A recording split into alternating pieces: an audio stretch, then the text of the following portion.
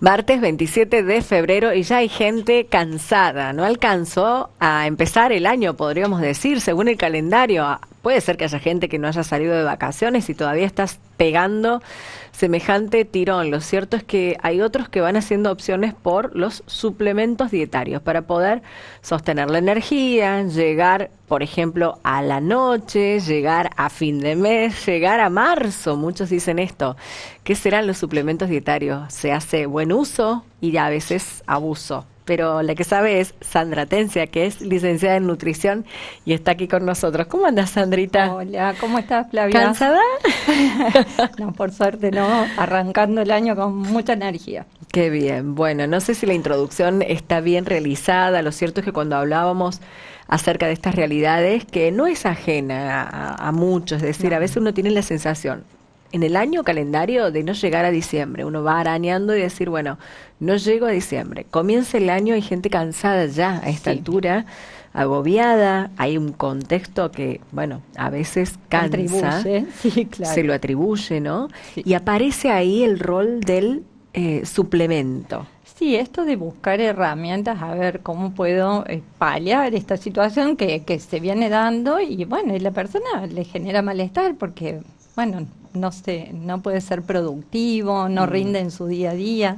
Entonces, dentro de las herramientas y ante la oferta, porque la vemos, de pronto vamos a comprar a algún lugar o alguien nos menciona que está tomando tal o cual cosa, bueno, tenemos esta opción de lo que son los suplementos dietarios, que hay un sinnúmero de Tal cual. productos, algunos que pueden ser realmente útiles y otros que, bueno, muchas veces son una pérdida de dinero. Exacto. Vienen en distintas formas, ¿verdad? Comprimidos, para disolver, digamos, tienen como distintos formatos que a veces la gente hace que se enganche mucho más con un modo pseudo mágico, ¿no? De decir, Sí, bueno, muchas veces le atribuimos justamente estas propiedades mágicas que no siempre las tienen, ¿no? Porque si pudiéramos corregir algunas cuestiones de nuestro día a día, probablemente encontraríamos la energía que estamos buscando en esa pastillita o en ese polvito mágico, ¿no? exacto. Pero bueno, lo cierto es que a veces uno ya realmente revisó la alimentación, las horas de descanso y no consigue encontrar esa energía que está buscando. Entonces, bueno, podemos recurrir en algunos de los casos, no en el 100% son recomendables, de algún suplemento dietario que le pudiera ayudar, ¿no? a mejorar o su alimentación o la energía que va necesitando en el día, ¿no? Bien. ¿Qué tienen estos suplementos que hacen que provoque esto en el organismo? O por lo menos la gente crea que lo provoca y después Sí. vemos si es o no. Y cuando está bien indicado y es acertada la posibilidad, si hace buen Sí. efecto. Pero ¿de qué está compuesto? ¿Por qué se le llama suplemento dietario? Suplementos dietarios porque son justamente eso, un suplemento a lo que es la alimentación diaria, ¿sí? No reemplaza la No alimentación. reemplaza ni un alimento ni reemplaza una comida. Son suplementos porque de pronto la persona no tiene la posibilidad o la preferencia de alimentarse de manera variada, entonces le recomendamos el uso de alguna suplementación que le aporte o un grupo determinado de vitaminas o minerales o un grupo determinado de vitaminas y minerales más algunos agregados como podría ser el ginseng, la guaraná, cafeína, que no es necesario muchas veces administrarla, pero si no tolera en forma de infusiones, lo puede agregar en forma de suplemento. Bien, el ginseng y guaraná se le atribuye a que son naturales. Son naturales, el ginseng tiene una propiedad energizante que no es instantánea, requiere una toma continua diaria de alrededor de 3 semanas para empezar a ver los beneficios. Bien, ¿sí? es una raíz. Es una raíz y se puede tomar, hay distintas concentraciones, por eso digo que hay Claro. suplementos que a veces no cumplen la función porque tiene una mínima cantidad, entonces aun cuando esté suplementado el beneficio es casi imperceptible, ¿no? Claro. Lo mismo pasa con muchos otros productos. Yo siempre, la persona consulta muchas veces por este cansancio, manifiesta este cansancio, ¿no? En distintas épocas del año y hay épocas que son más puntuales que otras. A esta altura del año a veces ya nos agobia pensar en lo que nos espera Sí, durante el año, ¿no? sí.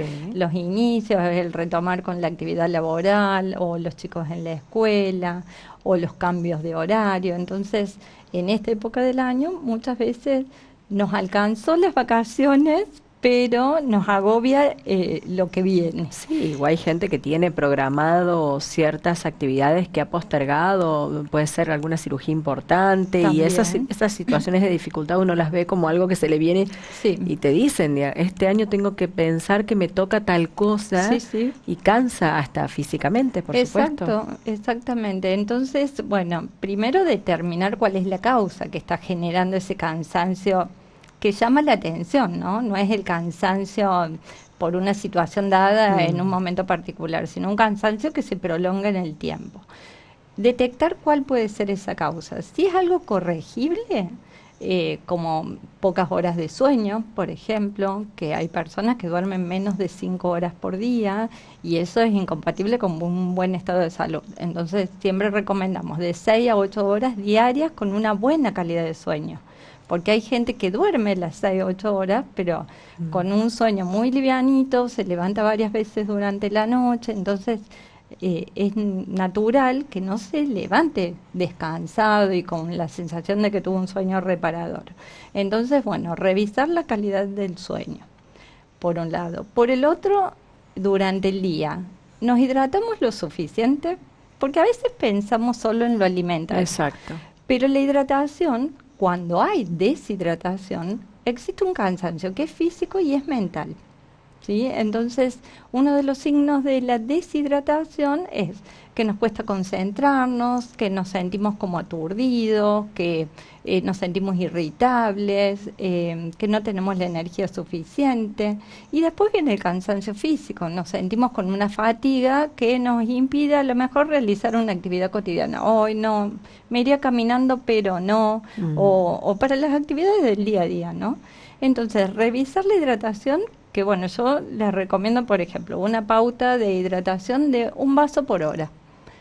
Porque hay personas que Claro. andan con la botellita, les resulta más cómodo, bueno, Sí, pero genial. a veces pasan A horas veces sin tocarla la volvemos botella.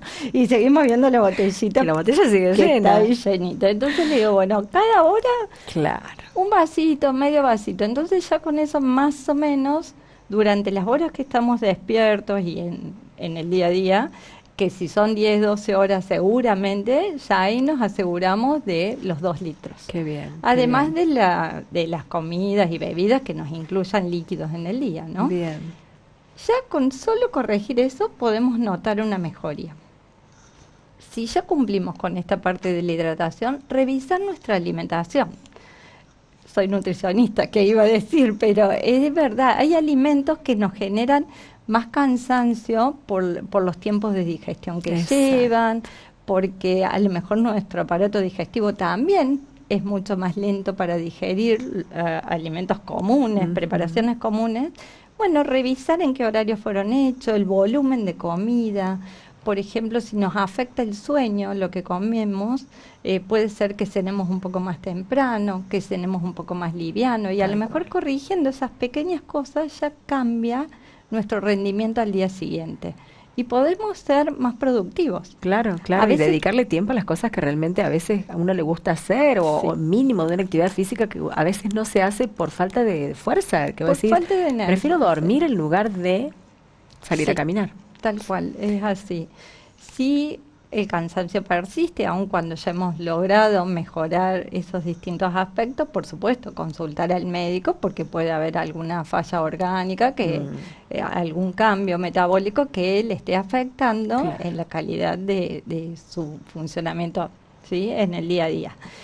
Y en el último de los casos recurrimos a los suplementos, que muchas veces es el primer recurso que usamos.